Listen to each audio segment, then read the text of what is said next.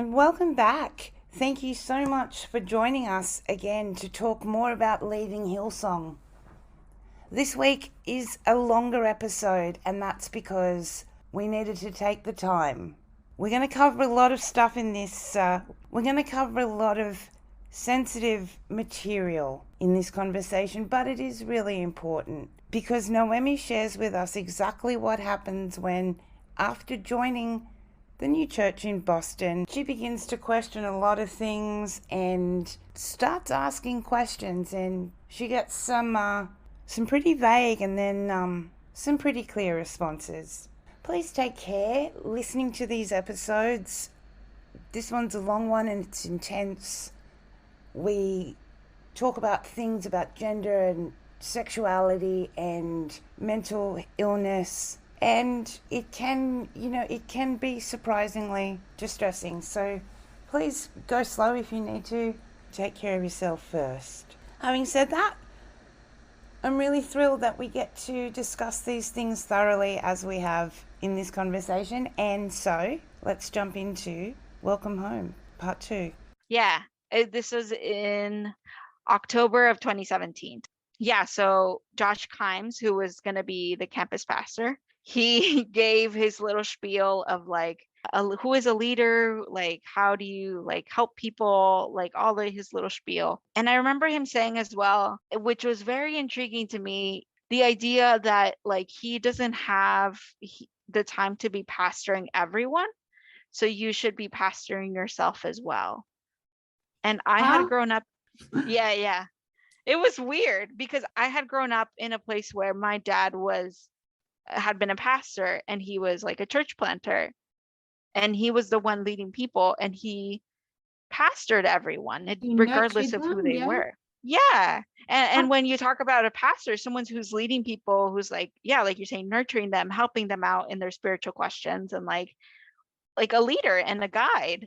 And Josh saying that was like kind of washing his hands and stepping back and saying, I'm not here for you, kind of thing. Just an odd concept, sheep shepherding themselves. Mm-hmm. Okay, but I mean, I guess he's really upfront.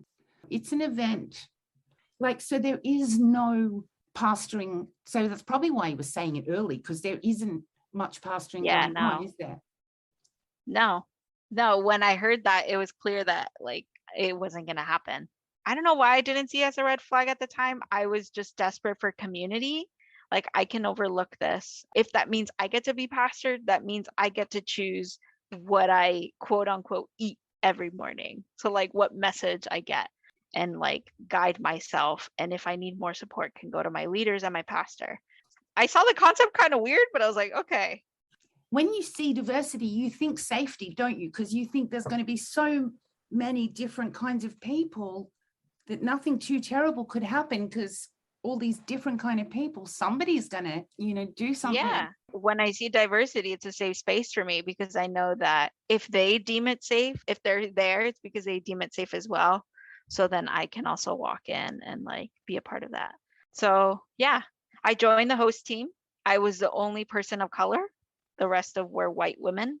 Nice. And at the beginning was really concerning for me, because they were telling us that the host team was like the face, like the first person they see when they walk through the doors, like the face of Hillsong. And I was like looking around, and I was like, oh, okay, I guess the face of Hillsong is a lot of white women and this Mexican here. Okay, so what else was involved in the host team? So you're greeting at the door. I was greeting at the door. I would help pass like the bucket where people would put in their money for offerings. I would pass out like the communion plate. Yeah, I was helping out with that. I didn't stay very long on the host team because I got tired of being the only person of color for a long time, and I had to be very extroverted, and I'm not an extroverted person. Like, I get some of my energy as well being alone and being in silence and like with less people.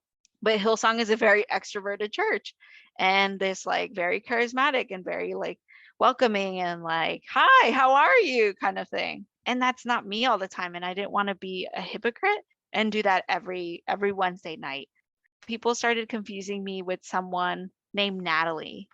They would come up to me and tell me, hey, Natalie, like, do you know where this is at? And I would just be like, yeah, I'm in graduate school, but I don't know who you are. And like, why are you like talking to me? And I was like, my name isn't Natalie. My name is Noemi, but nice to meet you.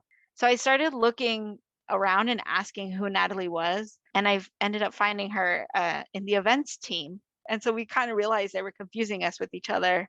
She is Colombian and I'm Mexican. So, and we were kind of the same height. And it was mainly the white people in the church who were confusing us. So we both kind of like laughed it off, kind of really annoyed at it. But I was like, okay. So Natalie and I ended up becoming friends because we're like, okay, if people see us together, they'll know that we're not the other. Yeah. So we started hanging out. She ended up recruiting me to the events team because I started telling her, like, yeah, I like hosting, but it's very tiring. The first day I got there, I started looking for my leader. Her name was Erica. And I start looking around and I see this Black woman coming up the stairs. And I had been told it was her. So I was like, hey, are you Erica? And she's like, yes. And so in my mind, I was like, wow, like I'm going to be led by a Black woman. Like, yes, I want to be a part of your team. So I got really excited and I was like, okay, like I'm Noemi, how can I help? And I started helping out doing internal notes. So everything that was done on Sunday, someone is taking notes of everything from the time that the service starts, when they open the doors to the main sanctuary. So the external doors, the main doors, when they start the service, who grabs the mic when, like everything down to the second is you're taking notes of everything. If one of the mics doesn't work, you take note what songs were sung, who was going to preach, and what did they preach about. And then they would also have like salvation count. So there would be people counting who raised their hand when they asked people if they wanted to like receive Christ in their hearts that day or whatever. I would receive those numbers via text from someone on the host team. Everything was written down and those were all saved. And often some of them were sent to New York, but they were all archived so that we could have a note of like everything that happened that Wednesday or Sunday. Isn't just minute keeping? I mean, was there personal stuff involved or just an account? Nope.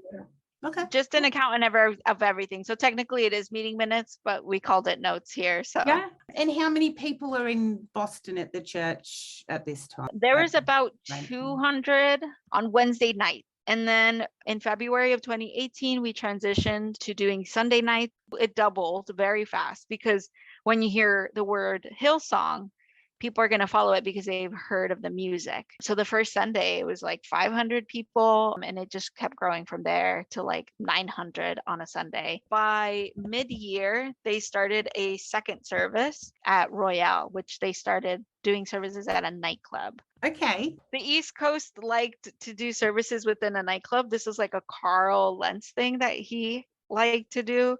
He had started in New York that way. And so when they came to Boston, one of the venue that they really liked was this nightclub.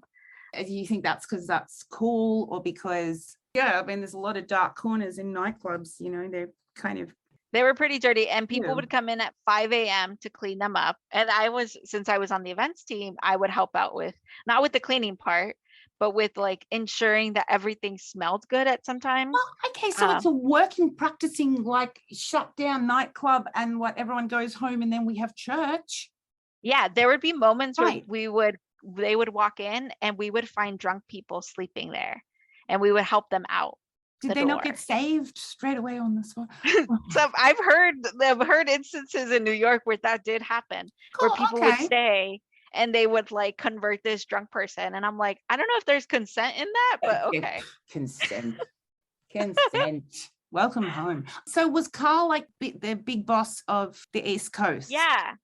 So Carl became the pastor. So at the same time when Boston was starting, a few months later, Connecticut started.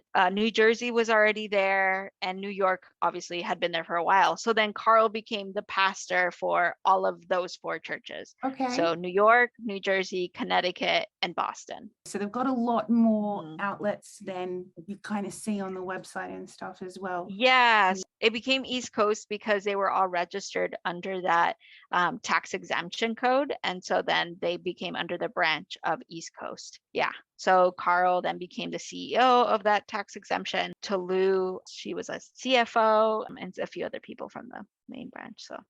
So Josh Kimes was the campus pastor and Carl Lentz was the East Coast pastor. So like Carl was Josh's boss and Brian was Carl's boss. But Carl is getting more and more successful with every year, right? Like it. Yeah. It was Joel Houston, Brian's son, and Carl Lentz, right? And they were just a couple of nice guys trying to make a difference in the world or something. And it was like, oh, I wonder what's going to happen there. And Joel featured less and less, right? And he was off with the band Hillsong United, and then the cult of Carl Lentz grew, right? And so Carl became his charismatic self as someone who had also grown up in the church. Like he knew the lingo and he knew how to navigate it. I saw it quickly when I became a part of it. I was like, I know what game you're playing, and he's from Virginia, I believe. So he's not even from New York, but he took on this character or this like identity of like a New Yorker that didn't really fit him, but he tried so hard to fit in. And you could tell at moments, I was like, you're trying a little too hard, but okay. And that's fascinating, because who expected that to really work? Like, the thing with those type or with Hillsong Church, and I noticed it a lot in Boston, the people who walk through the doors aren't local people. They're like the expats, the people who come to the city to live here for a certain amount of time. So Boston was the majority of the people attending were students. Boston is known for all of the schools it has. There's like within just Boston, I believe there's about 50 schools just in Boston, and that doesn't count Harvard and MIT. So it's like all these very intellectual people, very introverted people, because the city is very intellectual, so everyone's thinking. And it's a very, like, when you're walking down the street, you don't just interact with people just like that, because everyone is kind of like minding their own business. Students who are going to school, studying all these really cool things, and they're not going to be receptive to the type of like New York vibe where it was like very hip and like everyone jumping at the front and doing this mosh pit. That wasn't going to happen in Boston. They had the worship there was very calm and more like liturgical, but with Hillsong music. So the comparison in music that was sung in each congregation was very, very different. Boston was very different from the rest. And I remember telling Josh when we first started, because he was like, we're going to plant this church and it's going to be like New York and we're so excited. And I was like, how are you going to reach the local people if this is a city that's known for being introverted, but yet Hillsong is an extroverted church? And he kind of just stayed quiet, and he was like, well, this is God's church, and like whoever's going to come, that's like the people who are going to be here. And like, we're called to build. And then he gave the mission statement of Hillsong. So it was like, okay, like you don't really care for the people of Boston. You have this hip church where you can walk in and wear whatever you want. And a lot of people are wearing very like modern clothing of the time. And Hillsong has its own fashion too, but that's what people are wearing. And young people want to be a part of that, and they want to be where everyone else is at, and like where the worship is like not the usual monotone thing. Boston is also a very Catholic city, like it's Irish Catholic, and there's a lot of Catholic churches here. So to have a church like Hillsong and for people to go from like Catholicism to Protestantism, again, there's the easy transition there oftentimes to the charismatic. And a lot of young people were tired of the Catholic Church because of the reputation and the history that it has in Boston. Of course, Spotlight. Yeah. So if you think of Spotlight, and like the Boston Globe and that investigation, a lot of people were turned off by the Catholic Church. In Oxford in the UK, they've got a Hillsong in Oxford, and I'm like, are these not the smartest people in the world? How do they have any success there? Yeah. It's not that people aren't smart, it's that people lack the knowledge in theology. You can be smart in engineering, but not have an understanding for theology. Like that's a very different line of thinking and like intellect. So so there's a lot of college students who were attending. I was part of the events team, and when we moved to Sundays, I became the service lead. So I was the person who would like ensure that all the events volunteers were like taken care of, that everyone was doing well. I made sure that everyone in the venue was counted, from Josh on stage to the baby who was being held by their mom in their arms. So everyone in the room was counted. I also helped out with ensuring that they liked covering ATMs in the venue, so we had to put black sheets over Sorry? them. Yeah, so there was ATMs in the building because it's a nightclub. So they liked us to cover them with black sheets. I was like, okay, like they're somewhat like conscientious of like not wanting to take people's money, but yet there's also a merchandise table where like you can walk in and buy Bibles and like buy Brian and Bobby's books and Carl's book and like t-shirts and all this other things. I wonder what that does for people who've had issues connected with nightclubs, alcohol abuse, substance abuse. Yeah, because the venue like. did smell like, it smelled like alcohol. Like you could smell it. And so I would have to go with like some scented like Febreze for scent to remove like a smell. And so we would spray that to like cover up the smell of alcohol everywhere. Wow, that is like the most fantastic metaphor for Hillsong. It's just a massive for real. Yeah, where you don't fully clean things. You just spray something to cover up the smell. And it lasts 5 seconds and then like, you know, the cigarettes come through again. I wonder how deliberate that is, that they choose nightclubs because they know young people will feel at home there. That was actually a part of why I felt comfortable inviting people, because it was like, it's not this traditional church building, that it's a nightclub and they can come here and it's something they're more familiar with. So yeah, they totally play into that. I can definitely see that. How is it conflicting with study time, or is it, how much time is it taking, I guess? It's conflicting a lot because graduate school was my main priority. Like I'm spending a lot of money to get my master's degree in public health, and I'm being asked to give all of my Sunday to church. And I started leading a connect group, a Spanish speaking connect group during the week. I was working, I was part of a campus organization for my the university. So I was doing a lot of things at once, and Hillsong was demanding more and more of my time every Sunday and every week. They were demanding a lot of my time. After I came out to my leader as being queer, they started removing a lot of that. Tell us about some of that. Sure. So in 2018, I started questioning my sexuality again. I kind of always known that I was different, that I wasn't straight or heterosexual from the age of like 6 years old. Like I knew something was different. I had a crush on my preschool teacher. So I knew something was different. I never really liked the boys. I always chose some, because they would ask me, who do you have a crush on? So I would like choose a random kid so I could have an excuse. But I knew early on from the church I grew up in, that they would preach that homosexuality was a sin. But I was back in Boston and my faith was very different from what I had grown up in.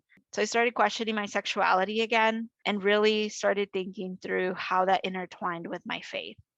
So because Josh Kimes had told us that we should pastor ourselves, I started pastoring myself and finding queer theology. Yeah. So on Sunday mornings before getting to church, as I was getting ready, I would always listen to a sermon, someone preaching, a conference, like whatever, because I had been Googling, like, can you be Christian and gay?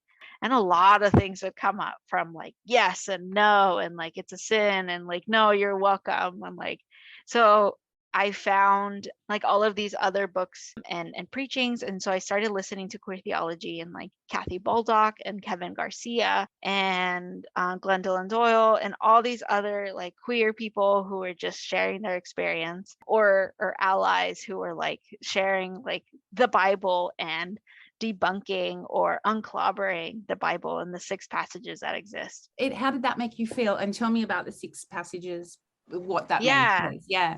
So there are 6 passages in the Bible that mention the word homosexual, and or that have the word homosexual, and they've always been called, or more recently have been called, clobber passages, because they're the ones that exclude people or exclude LGBTQ people. And so there's been a group of people who have been researching to unclobber the Bible or unclobber these passages. So as I was researching and like learning more, I realized I learned that the word homosexual wasn't added to the Bible until 1946, when the Revised Standard Version was being developed by the translation team. They translated Greek words, the word arsenokoitai and malakoi, into homosexual instead of pederasty, or someone who abuses like boys.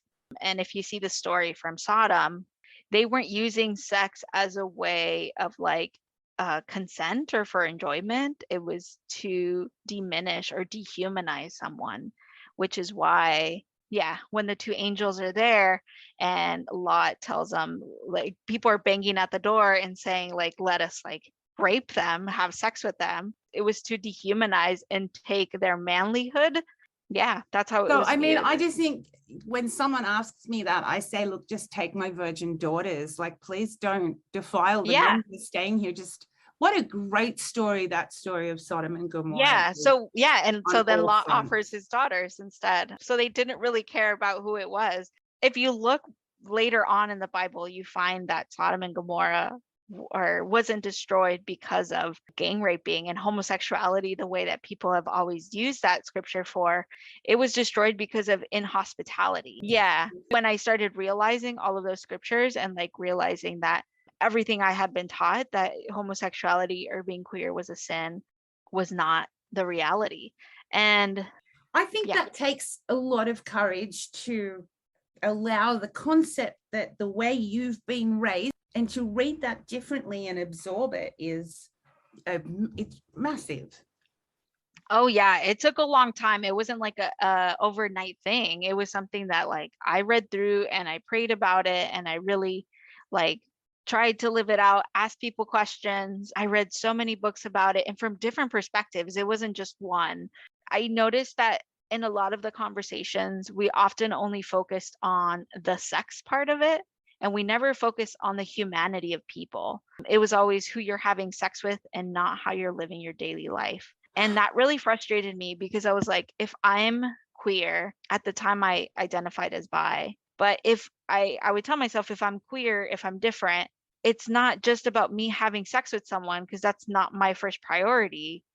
It's about how do I live my daily life knowing that this scripture or the pastor at the pulpit is telling me that who I am from like a childhood is a sin, like me, myself, and I, like my flesh and I. So like it started getting to the point where I would think about ridding this world of myself. And it was like, if God created me to be this bad person, then I want to honor him and not exist anymore.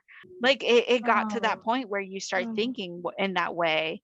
That's when so rational. I get that's terrible.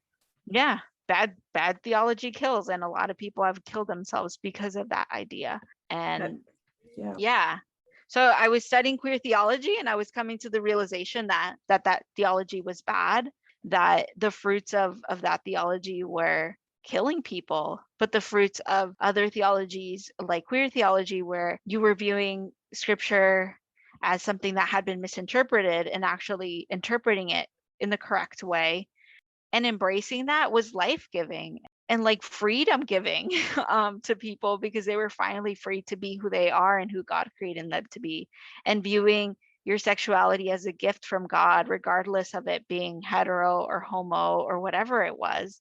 Yeah. So it was something very beautiful. I had been taught in university to question everything and to not just take everything at face value, to study it and to study the original text. It was something that took a year-long thing before I started coming out to like family and to my leaders at Hillsong. So you came out to your family first?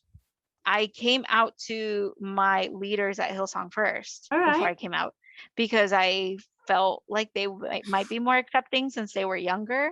And I knew my family was going to take a hard hit with it because they were more conservative. So you set up a meeting, or does it happen? How does it kind of happen? So I wanted to, like the way my father raised me, of letting my leaders know. And I wanted to understand Hillsong's stance on it, to know like what I couldn't or couldn't do. Because I didn't want to just be someone just walking, like not saying anything. Like I wanted to like have an understanding of where the church stood on this and how I could live within it. And where had you thought they stood up until that point? Like what were they saying? Yeah, I didn't know much about Hillsong stands. I saw You Belong and Welcome Home. And so I thought that it was going to be okay.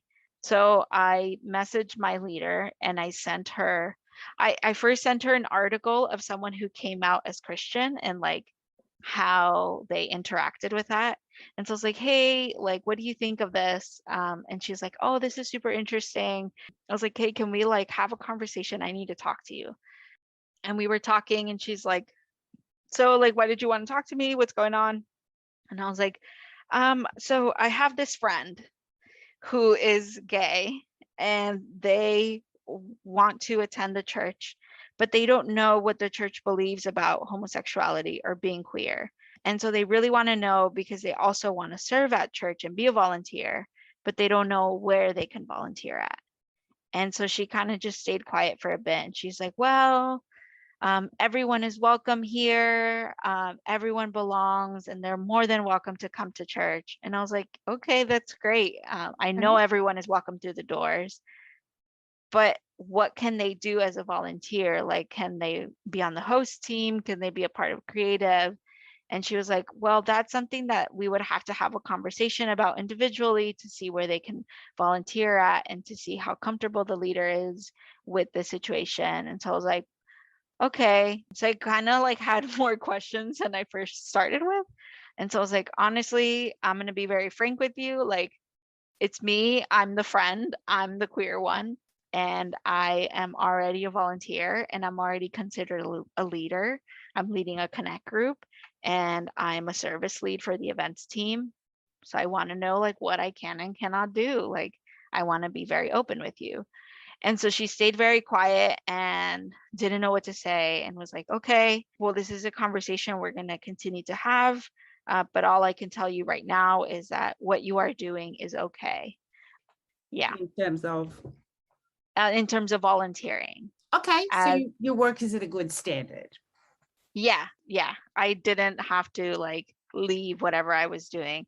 Mind you, again, connect group leader and events service lead. So I was like, okay. So those are like the okays for gay people at Hillsong, apparently at the time. Don't know how that shifted now, but at the time, that's what they were doing. So that weekend, I was like really scared to go to church, but I still went. I started getting like anxiety attack because I didn't know how they were going to respond. And I was like scared.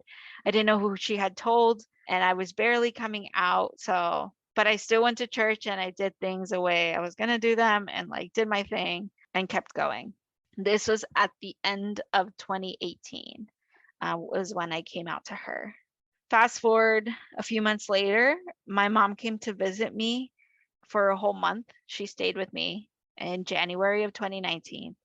And when she left, I decided it was time to come out to her. So I called her on the phone because it wasn't safe for me to do it in person. So I called her on the phone and I let her know that I had come out. She did not respond well. She started Bible thumping me and basically saying, like, she started crying and saying, you're going to go to hell. I'm so sorry. This isn't who you are. Like, this isn't like who God created you to be. And so I kept telling her, like, nope, this is your belief. And I understand this is a shocker for you. So I'm going to give you some time to process and maybe we can have a conversation later. But like, I'm not here to ask you. I'm here to inform you. The same like view and the same way that I've always been of like informing people. So she took it hard and I set that boundary there and I said, okay, I have to go. And I hung up and I called my friend crying, one of my friends from graduate school, and she came over and she was there with me. And I was supposed to meet up with my leader, Erica, the next day because we had been debating over sexuality and like scripture over text. And so she's like, come over tomorrow and we could talk about it. So I text her that night and I'm like, hey, I just came out to my mom and I'm having a really hard night. I don't want to talk about this tomorrow. Can we just have a fun day where we just hang out and like play with board games or something? So she's like, yeah, of course. Like, let me know if you need anything. I'm so sorry that things didn't go well. I get there the next day with my coffee because I barely slept. And I sit down on her couch and she was like folding clothes on the other couch. She started quickly off with, why did you feel the need to come out to your mom? And I told her, well, I wanted to be open about who I am. I'm tired of hiding. I've been hiding all of these years. And I want to be like openly who I am and who I've always known who I am. It's just a little bit more of my identity. It's not all of my identity. But I was like, but it's a very important one at the time. And so she was like, oh, well, what is identity? Identity is very elusive. And I was like, identity is who you are. And there's a lot of things that make your identity. It's very complex. I was like, especially you as a Black woman, being Black and being a woman is like two big parts of your identity. And maybe Christianity could be a part of that as well. I was like, same as well for me. I'm a Latina, Latinx person. At the time, I identified more as a woman. So I was like, I'm a Latina woman and I happen to be queer. And that's also another part of my identity. And she's like, well, I don't believe that. I believe your identity should be in Christ. So I got really mad and I was like, okay, so you're just excluding every part of you to only say your identity is Christ. Like What that's does that, I mean, what does not that okay. mean? She'd planned that. Hey, so that wasn't an accidental. She didn't help you with your mother then, I guess. No, she started kind of making things worse. So like I was hoping to have a friend who I could like just hang out with and like help me to like get past through the weekend because I had a rough day. And she just like kept pushing at it and like kept making me feel worse. I realized in that moment that she wasn't someone who like supported who I was or that part of my identity. And so it was something that I tried to not bring up, but it would still come up every once in a while because I was like discovering new things about me and learning new things about me as I allowed myself to be. And that was always coming into question. Like I would post things on social media and it would come into question of like, why are you posting this? You shouldn't be posting that as a leader of Hillsong. And I'd be like, nope, you can't censor me. That's cultish practice. I'm sorry. Sexuality related things or just anything? Yeah. Okay. Sexuality, there's some that were political. As someone who studied public health, my belief system should never interact with what kind of health care people receive. So I am pro-choice because I personally would never have an abortion. But if someone decides to do that, that is their choice. And that's just like common practice and as a public health professional. So I would post about that. And I would get in trouble because I posted something that was very progressive and supposedly not Hillsong supported. And for me, it was like, okay, I'm not going to be censored. I'm sorry. Like, you're not going to tell me what to do. I wonder who makes those rules again. In the old days on their website, they used to have their stances on stem cell research and abortion and euthanasia and all these kind of moral issues. And I don't know that they have that anymore on their website, like this is where we stand. Or I haven't found that. And when I would research on the Hillsong website, because I started looking on the website to see what Hillsong believed about homosexuality and about LGBTQ people. And that's when I found the blogs. During that time when I was like having these discussions with my leader, Erica, was when I found the articles because she told me about it. The ones that Brian wrote about gay people and like he loves gay people or whatever, which is already a creepy title in and of itself. So creepy. And so it started to get more intense. It started affecting my mental health because my family wasn't accepting me. My church was excluding or like not accepting me fully for who I was. I was starting to get less and less opportunities to lead. And even within the events team, like things started to slow down. And I knew they were also trying to support me because my mental health was getting pretty bad. So they were trying to help me. And that's, I think as well, that's somewhat of the excuse they would use, but I wasn't being offered more positions to support. When you say your mental health is getting bad, like what kind of things? Because there's truckloads of people listening. So I was starting to have, when you have PTSD and things are triggered, or you have things that are triggering, they can then enhance or bring on PTSD symptoms, which can be from having flashbacks to living your daily life thinking that you're in a situation that's dangerous for you. You can not sleep at night. I wasn't eating all the time, or I was eating too much, getting panic attacks on Sundays. So it was like a lot of these things. And trigger warning, the biggest one, I was starting to have suicide thoughts, suicide ideation. So I was starting to think about it. I was starting to create a plan of like how I would go through with the suicide. So that's when I got scared. And so I texted my leader, Erica, and I was like, this is happening. I need to tell someone and like help kind of thing. Like I was reaching out for help. So, yeah. So I didn't know why I was having all of these symptoms. Now I know it was because of the environment I was in, but I reached out to her for support. And the first thing she directed me to was praying and doing these devotionals and going to therapy, which I was going to therapy. I had a therapist, but I wasn't comfortable with my therapist enough to tell them all of that information. I had just started therapy. I was still getting to know them. So I was more comfortable telling someone I knew and was comfortable with and who was my friend. And I was asked to do some devotionals. One of them was called We Wage War.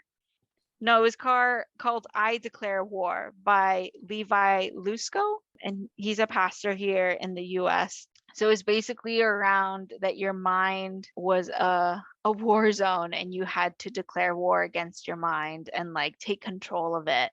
When it comes to mental health, it's not a war. It's something that you need professional support. It could be something that there's a chemical imbalance and you need help, and that's okay. But that wasn't the message that I was getting from Hillsong. It was your mind is a war zone. You need to control it.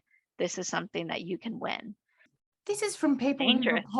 who've apologized for holding these points of view before, that depression is demonic. I mean, this is archaic even for them. And you're telling me this is what, 2-3 years ago? Yeah, that was in 2018. No, early 2019 already. Yeah. This is their response to someone who, and this is their response to someone who can alert them to a mental health crisis, because a lot of people can't articulate what's going on. Yeah, Okay. and I was able to tell them, and yet I was being asked. I had to read the devotional, and then it would make me use an acronym SOAP that Hillsong is known for using. So it's like you read the scripture, you write about like something that you got out of it from the passage, and then you analyze it, and then you pray about it, something like that. But I would have to do this whole thing where I read the devotional and the scripture. I would have to choose something from there that stood out to me and write about it and how it related to my mental health and how I was going to take control of my mental health. And then I would have to write a prayer about it. And I had to take a picture and text it to my leader so she could ensure that I was doing the devotional every day. And so she would just text me back and say, okay, like, thank you. And it was basically for her to read through, ensuring that I was actually doing what they were wanting me to do. Super manipulative, very like spiritually abusive. So how are you going to be so honest and transparent with somebody that, wow, getting graded on kind of your on my spirituality and like what I'm thinking and how I'm fighting this war. And so I got more scared to tell her about my mental health. So I started keeping things and fighting back these like thoughts that I was having. But if you know about mental health, that just makes it worse. You're not supposed to fight it. You're supposed to like sit in it and like, because it's just a thought, it's something that will pass, but you can't avoid it. And there's techniques to do that. And you learn coping skills and different like, and maybe you need medication to help you through that. And like, that's okay. I take medication every day. So that was happening at the time. My suicide ideation was getting worse. And there was one night where I got the bottle of pills and I put a whole bunch in my hand. And I just started thinking about the fact that like my family wasn't accepting of me. My friends, because Hillsong, those are the only friends that I really had, weren't accepting of me. Graduate school was really, really hard and I was having a hard time. And I just felt like it was easier if I wasn't around because I was having these difficulties. I couldn't be myself as a queer person. I thought that was the best choice I had. I am so sorry to hear that, and I'm so angry listening to you because they know this already. They know what it does. they knew this 15 years before. Oh yeah. And the gay conversion therapy, and so it makes me really so angry that they're still doing this on both fronts, the mental health and they know that the Christians that are gay in their church, what they go through. They know it from Bible. They know it from, and the planned stage is dangerous, as we know in mental health. That's when people are getting more serious. Yeah. So I had the pills in my hand. I ended up texting my leader and I said, this is happening right now. I need help because I don't want to do this. And she came over to my place and I was like about to take them, and she was able to take them away from my hand, which I'm very grateful for that. But instead of taking me to the emergency room, which is what she should have done, to the hospital, she wanted to pray with me and make me watch a preaching. And so that was like, I knew I needed more help, but I didn't know what. I didn't know what help I needed because I wasn't fully there. She gets me to start watching this preaching and I get really mad. And she's like, you're giving into it. And I was like, no, I don't need this. God is the last thing I want to think about right now, because everything around me is telling me that God doesn't like who I am and that I have to identify, not be who he created me to be, but identify as a child of God. And I don't believe in that. I don't identify with that anymore.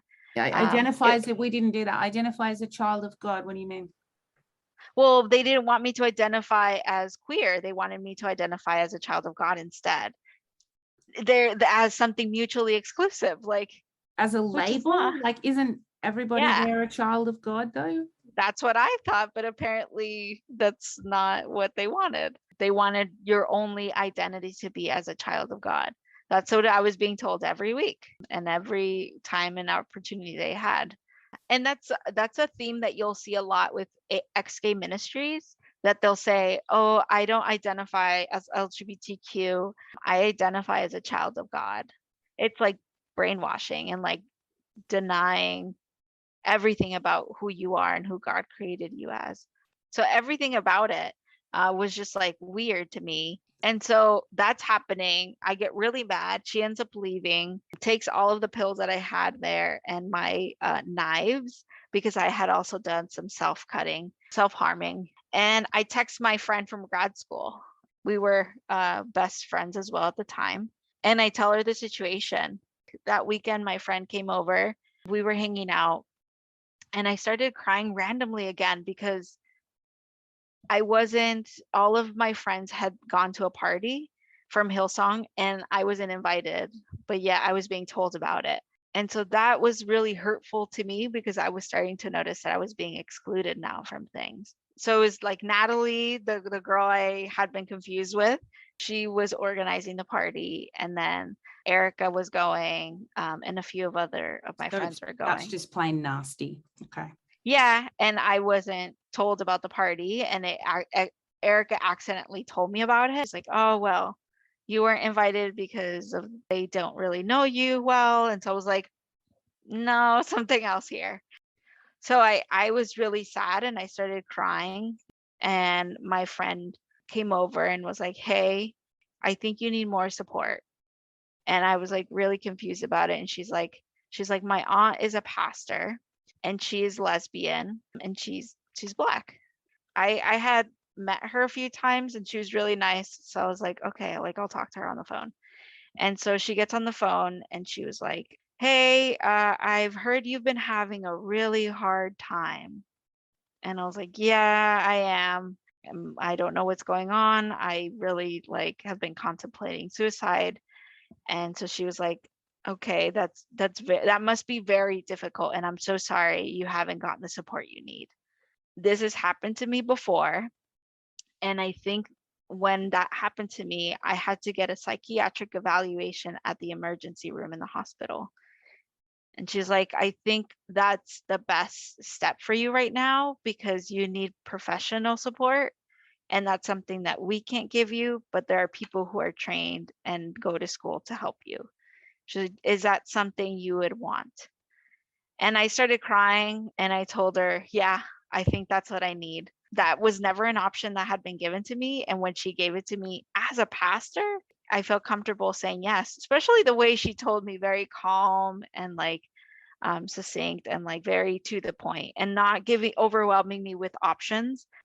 You're going to tell Morgan or your friend to get you an Uber and you're going to go to the ER and let them know when you walk in, you need a psychiatric evaluation. She told me step by step everything I needed to do.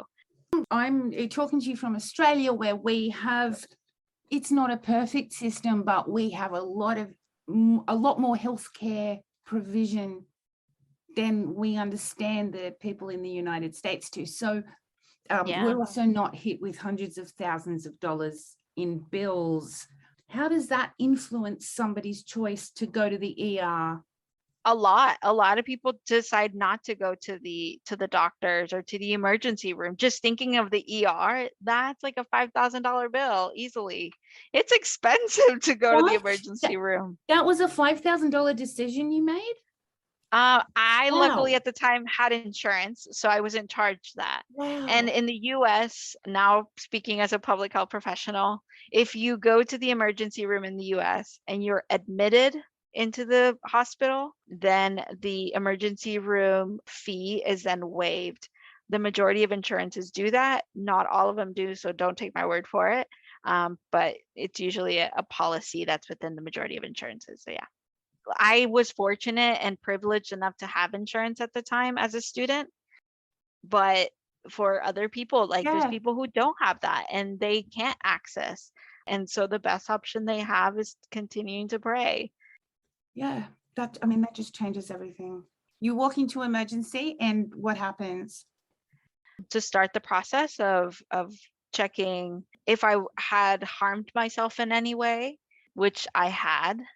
And they start asking me questions if I had a plan, just basic questions, just to get you signed in and to know kind of what the psychiatrist will initially have to deal with whenever they see you. So I let them know that I had come out and that my mom wasn't supportive, that my church wasn't supportive. And I started telling them about like the devotionals and like the prayer and all the stuff I had to do. And so they were amazing, like super calm and collected, Good. very, very different from what I had experienced with my church leader, with Erica. And so I waited a few hours and then they came over and let me know that they were going to admit me into a psychiatric hospital for a few days to get the support that I needed. I was super scared because I had never been admitted to a psychiatric hospital. And you see often in the movies where it's like scary, crazy people in there. Not the case. It's people who need support, and that's completely okay. And that's part of the stigma that we have as a society on mental health. It was like a 40-minute drive from the hospital where I was at. So an ambulance comes over, which is another bill. Those are super expensive, but luckily my insurance covered some of it. And I was there for a few days. And it was scary because I didn't know what was happening. I didn't know like when I was going to leave or what the situation was going to be in there. But I was willing and ready to like receive any support I could. I met a lot of young people who were also queer, who were also having a difficult time at home, who had experienced trauma, and they were there because of that. Only Erica and Natalie, Erica, my leader, and Natalie, my friend at the time, went to go visit me. Erica went twice, Natalie went once, and I was there for about 4 or 5 days. And my friend from graduate school went almost every day, and her aunt went to go visit me like almost every day as well. They were there all the time. And I respected her because she was a pastor and she was lesbian. And I was like, how do you exist like in this world where I'm being told that that's not a possibility? Yeah. That So might have been the biggest kind of part of your treatment in some way, hey? Yeah, for sure. Because I started reaching out to her after that. So as soon as I was discharged and I was allowed to leave, I went and stayed with Erica. She didn't want me to stay at home alone at my apartment. So I went to her place, and that Sunday we went to church. and I was being asked to deliver in the same way that I had delivered every time before. So volunteering immediately. Volunteering from Wow. 7 a.m. until like 4 or 5 p.m. when everything was done. Yeah. And that was shocking.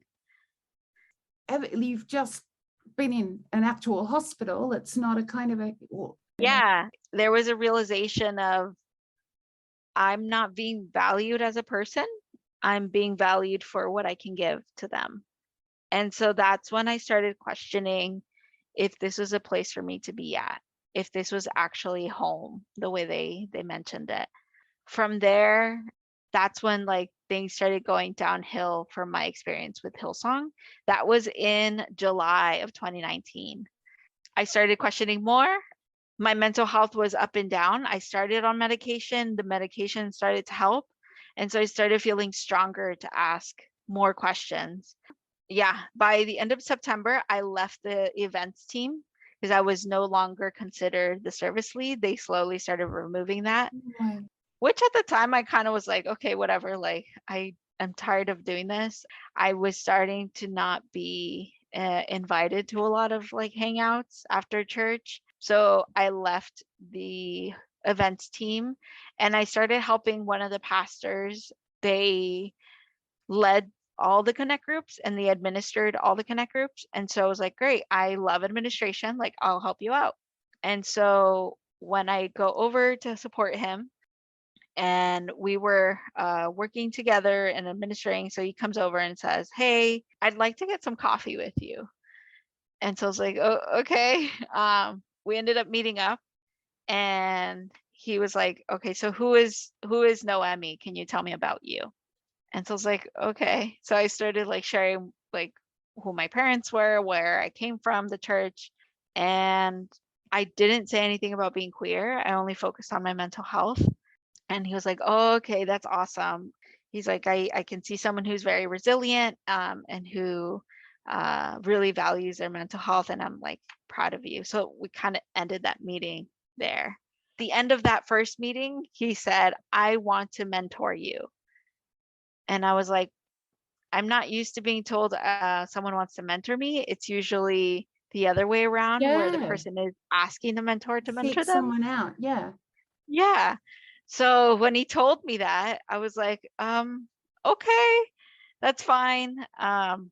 Like, sure, we'll meet up. Like, what does that mean? So we were basically going to meet up every week to just talk. And the second week we met up, the first thing he asked me was, what is holding you back from giving it your all at Hillsong? And I was like, okay, well, one, I'm not done with school. I'm like still going to graduate school. I'm applying for PhD programs. And so he's like, okay, is there anything else? And I kind of just stayed quiet and I was like, there is. And he's like, it's that you're queer, isn't it? And I was like, how do you know? I've never told you. I only told Erica. And so he didn't answer the question and kind of just went with, well, just so you know, like, we still love you and you're still welcome. And I was like, well, what does that mean then for my volunteering with you? And I was like, can you answer some of my questions as the pastor? Like Erica, at the time, Erica was only a leader. Now she's a teams pastor. What is Hillsong's stance on homosexuality or on LGBTQ people? And he was like, oh, that's not something I can answer. And I was like, okay, as a pastor, you can answer a simple question. And so he's like, no, that's something Carl Lentz would have to have a conversation with you. That was like, nope, that's not something I want to do. Carl is a very manipulative person. The way he speaks, he uses his charisma to manipulate you to think the way he wants you to think. So I was like, no, that's a big no for me. And he kind of just stayed quiet and he was like, well, he's like, I have friends who are gay. So like, I love gay people and everything. And I was like, okay, I have some simple questions. I was like, if I were to ever have a same-sex partner, would you as a pastor, well, if I came to you and said, Steve, will you marry us? Would you perform the marriage? And he just stayed quiet. And he's like, well, Hillsong Church doesn't really do that. And I was like, I'm not asking you as a Hillsong pastor. I'm asking you as a pastor and as a friend that you say you are. If I came to you and said, Steve, will you marry my same-sex partner and I? Would you do it? And he's like, no, well, I believe that marriage is between a man and a woman. And I was like, oh, okay. One, so no, Hillsong Church does not believe in same-sex marriage. Great. I was like, let's say there was a job posting at Hillsong and I were to apply to it, and all of the criteria, I met them all, and I was a perfect candidate. Would Hillsong hire me as an openly queer person? And he stayed really quiet, and he's like, well, the people that are hired are usually, they have to align with everything the pastor believes. And I was like, great. As an openly queer person, would I be hired for that position? And he stayed quiet, and I was like, I'm going to take your silence as a no. That's quite a simple employment question. Yeah. And as soon as he said no, I was like, okay. He said no, yeah? Or He didn't say no, anything. right. But when I said, I'm going to take your Okay. silence as a no, he didn't respond to anything. So I was like, great, you just affirmed my response. And I also asked him, would you affirm me as a person who was like maybe married to someone of the same sex? Would you say that like who I am and my behavior, quote unquote, is sinful? And he also didn't say anything. So I was like, okay, great. Like those are my biggest things. It's like I've just realized that Hillsong Church isn't affirming, and it's not a safe space for me to be in. So I'm going to start looking for another church. But in the meantime, I'm going to stay until the end of the year to support you, because I gave you my word that I was going to help out. And once I am done, I will part ways. And he kind of just stayed quiet and was like, okay, well, like, good luck finding a church you agree 100% on. Like, we'll still love you. You're going to be welcome here all the time. This is your home. And I was like, this is not. Thanks so much, Noemi. Now that was intense, and there is more to this story, how Noemi left. And in the short and final part 3 of Welcome Home, we'll have a little chat about the whole Carl Lentz leaving situation and all the kind of stuff that happened around there, and as well as finding out how Noemi did leave and where she's up to now. That one will get released by next weekend, so you've got a little something extra for the holidays. And so until then, look after yourselves, keep leaving Hillsong, and we'll talk soon.